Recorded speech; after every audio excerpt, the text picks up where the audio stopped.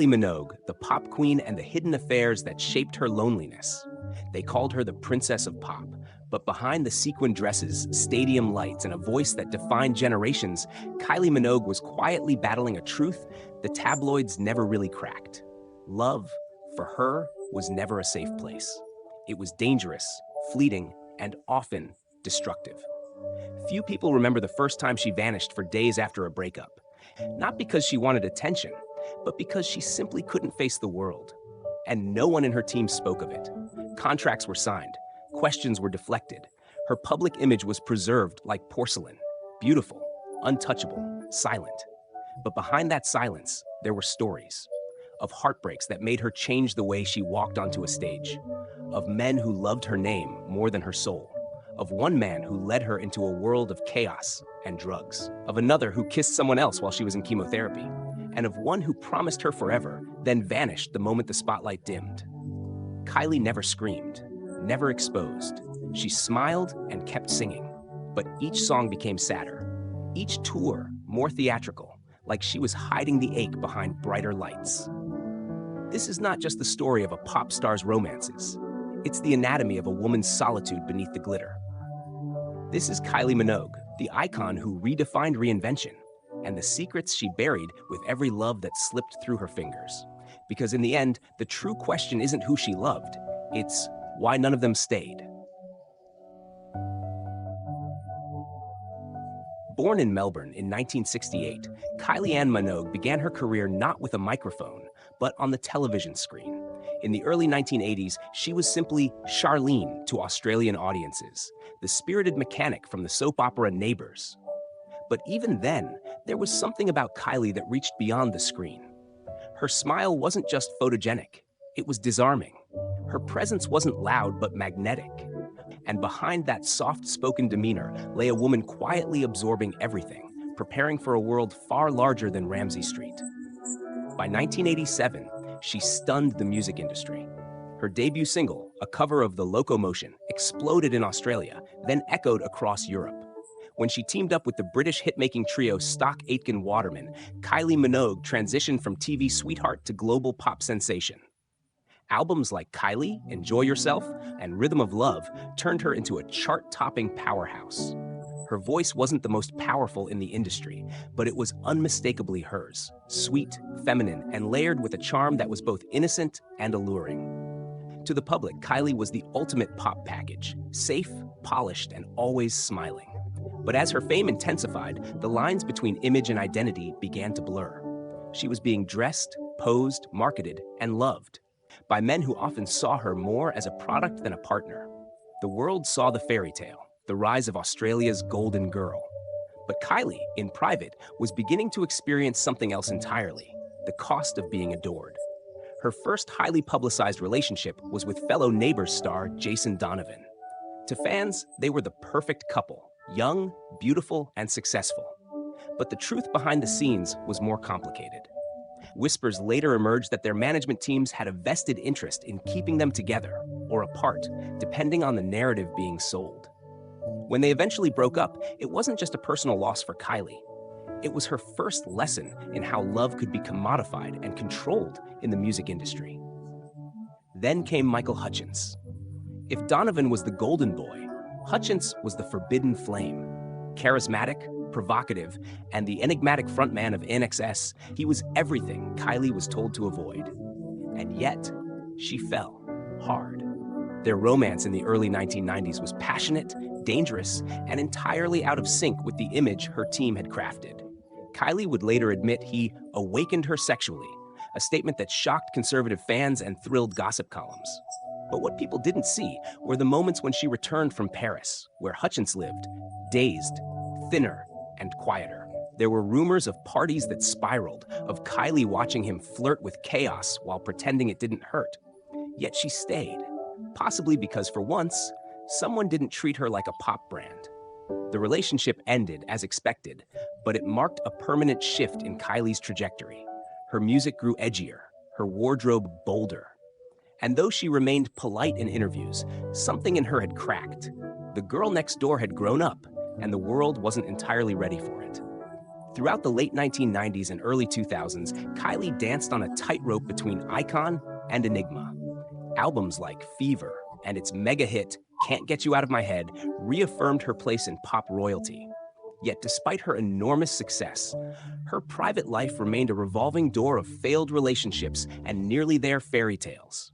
Each boyfriend brought new headlines, new hope, and eventually, new heartbreak. In 2005, just as she was conquering the world again, fate intervened in the cruelest way. Kylie was diagnosed with breast cancer. The news shocked fans and halted her tour. But it was her relationship with French actor Olivier Martinez that became the quiet storm behind the headlines. He stood by her, publicly. But as months passed, tabloids speculated he had emotionally drifted. Later, there were rumors of infidelity. Kylie, true to form, never confirmed anything.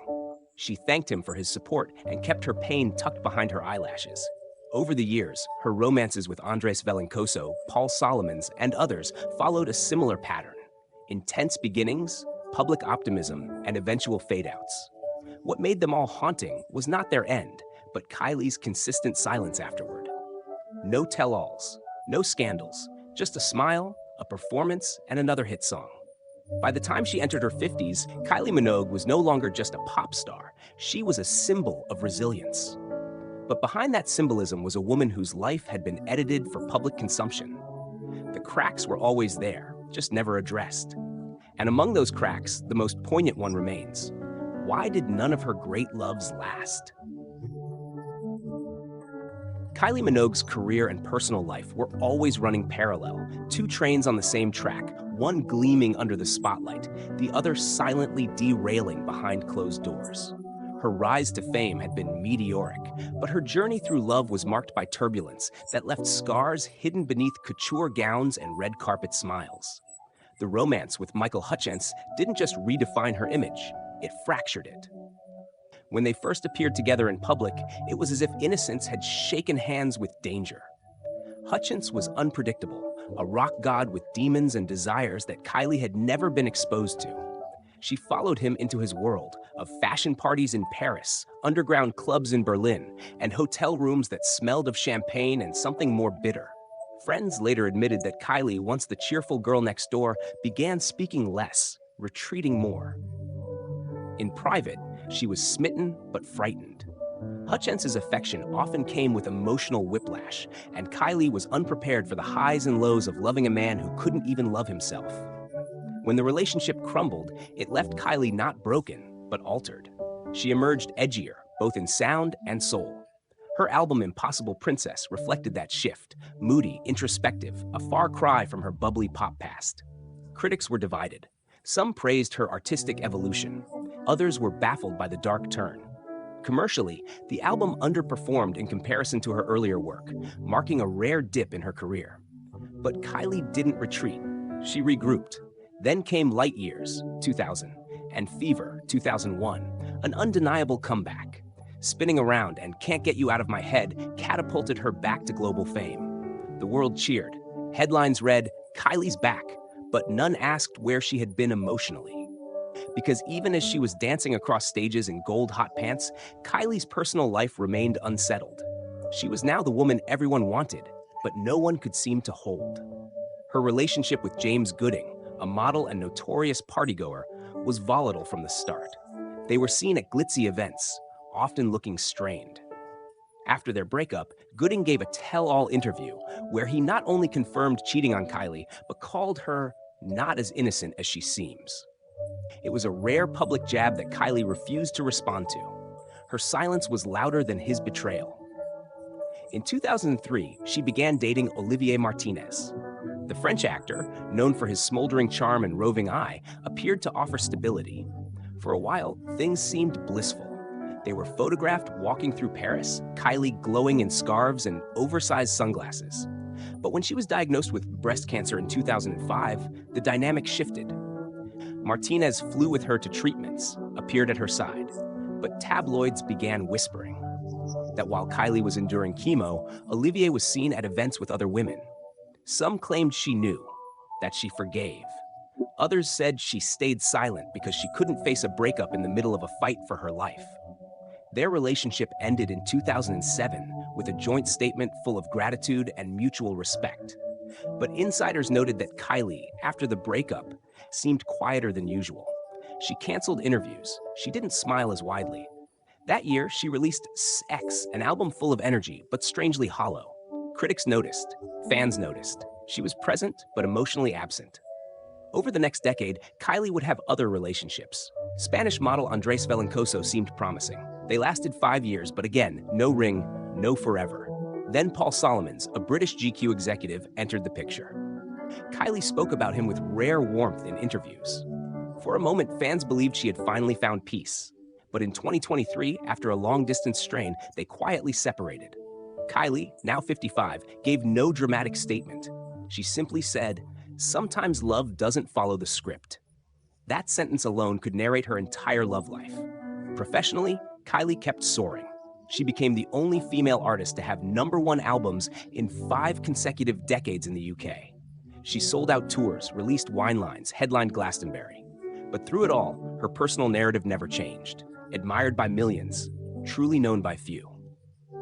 Each failed romance wasn't just a chapter. It was a layer she peeled back in her music, her lyrics often referencing longing, vulnerability, the ache of trying again. And yet, even as she sang about heartbreak, Kylie rarely let the public in on who broke it. In a world where celebrities overshare for clicks, Kylie remained the enigma. But that mystery came at a price. Loneliness, recurring patterns, and a gallery of men who touched her fame, but not her soul. There's something haunting about Kylie Minogue's silence. Not the quiet of indifference, but the silence of someone who's been hurt too often to explain why. As her stardom continued to reach impossible heights, her personal life remained a shadowy maze, familiar, repetitive, and deeply private. And beneath that polished exterior lay truths the media never fully captured. Her friends often described her as guarded, not cold, not detached, just tired. Tired of investing in men who loved the version of her on stage, but struggled with the real woman behind the curtain. Tired of men who were intoxicated by her fame, but insecure around her success. Tired of being romanticized in the press, then abandoned in private. One of her closest collaborators once admitted off the record, Kylie doesn't let people in easily anymore. She can flirt, she can charm. But the real Kylie, she only gives you glimpses.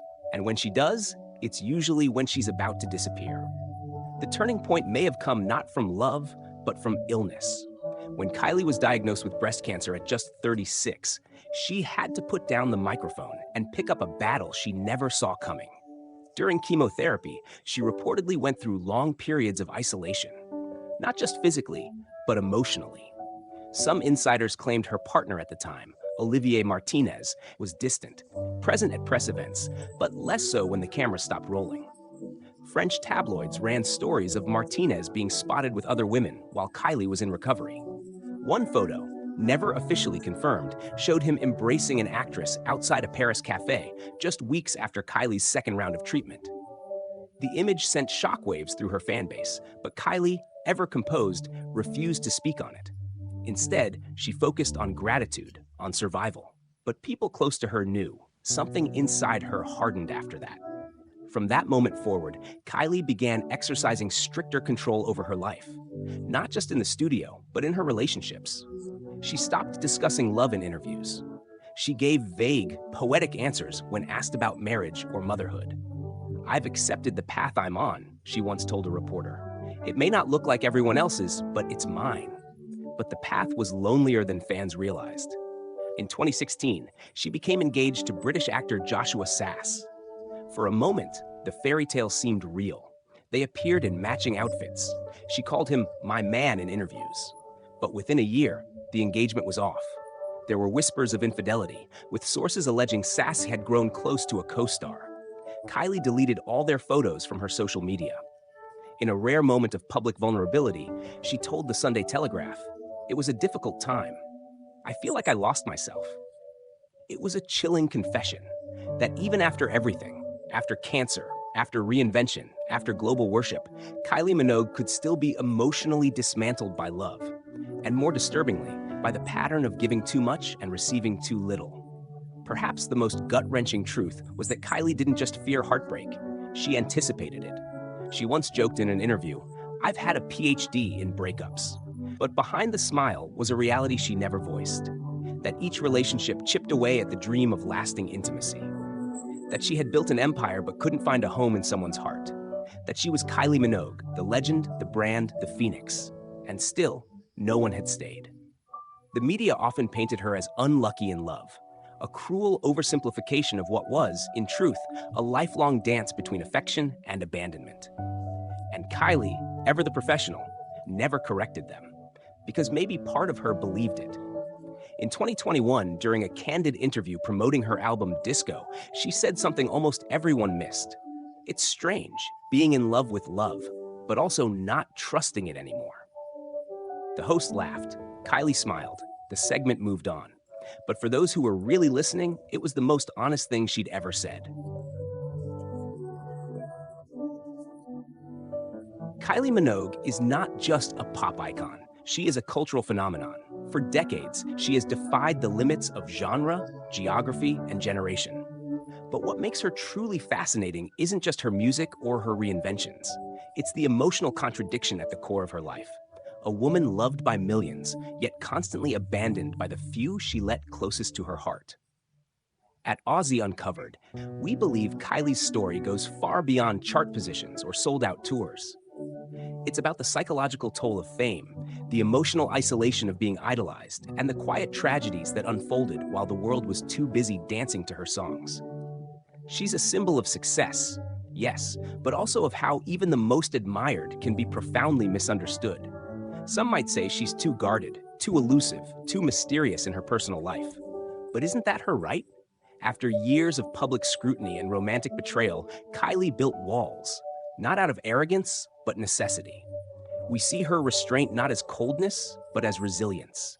She has learned to protect what little remains of her privacy, and perhaps more importantly, her sanity. There are those who criticize her for not settling down, for never marrying, for not becoming a mother. But should a woman's legacy be measured by whether or not she fit into a traditional mold? Kylie's impact has nothing to do with domestic milestones. Her story is one of survival, emotional, artistic, and physical. She faced cancer, heartbreak, and public scrutiny, and still she emerged not bitter, but brighter. And what of the men? The actors, musicians, and public figures who came and went. Each of them, in their own way, was drawn to Kylie's light, only to be overwhelmed by its intensity. Fame is a cruel mirror. And loving someone like Kylie means loving someone whose reflection is constantly projected onto the world. That's not an easy intimacy. It takes a rare strength to stand beside a woman like her without shrinking. From our perspective, Kylie Minogue's legacy isn't defined by failed relationships. It's defined by the courage to keep showing up, to keep recording, performing, evolving, even when her personal life was quietly unraveling.